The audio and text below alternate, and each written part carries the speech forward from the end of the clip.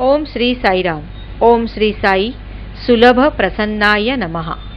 सहज प्रसन्न होणाऱ्या श्री साईंना आमचा नमस्कार असो.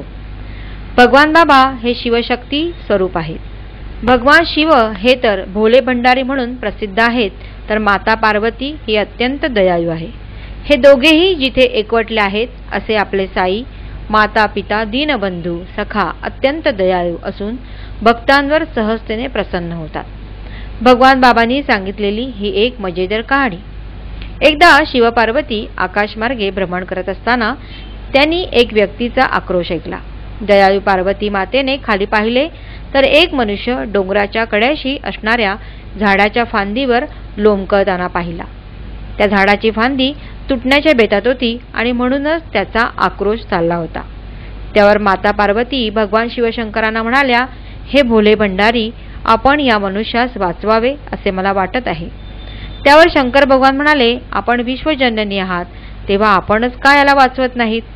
शेवटी भगवान शंकरांनी असे सुचवले की फांदी तुटताना तो मनुष्य बाबा आप्पा असे ओरडला तर त्याला मी वाचवेन, आणि आई अम्मा असे ओरडला तर तुम्ही त्याला वाचवायचे. क्षणार्धात फांदी तुटली आणि तो मनुष्य जीवाच्या आकांताने ओरडला, ते बाबा किंवा आई नव्हे तर अरे रे अय्यो.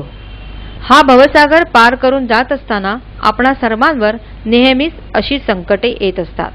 ती पार करून जाताना कलियुगातील सर्वात सोपा मार्ग स्वामींनी सांगितला आहे. जप तप ध्यान यापेक्षाही सहज सुलभ मार्ग म्हणजे नवविधा भक्तींमधील स्मरणम. सतत भगवंतांचे नामस्मरण करणे हाच तो मार्ग, ज्याला स्थळ व काळाचे कोणतेही बंधन लागत नाही. जी व्यक्ती अनन्य भावाने आपणास आवडणाऱ्या कोणत्याही नामाने त्याचे रूप नजरेसमोर ठेवून नामस्मरण करत असेल तर भगवंत त्यास सहज प्रसन्न होतो व प्रत्येक संकटातून तो भक्त सहजतेने पार होतो.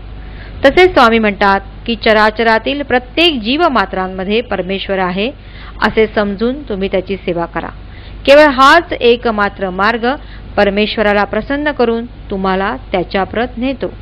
ओम श्री सत्यसाई नाथार्पणमस्तु.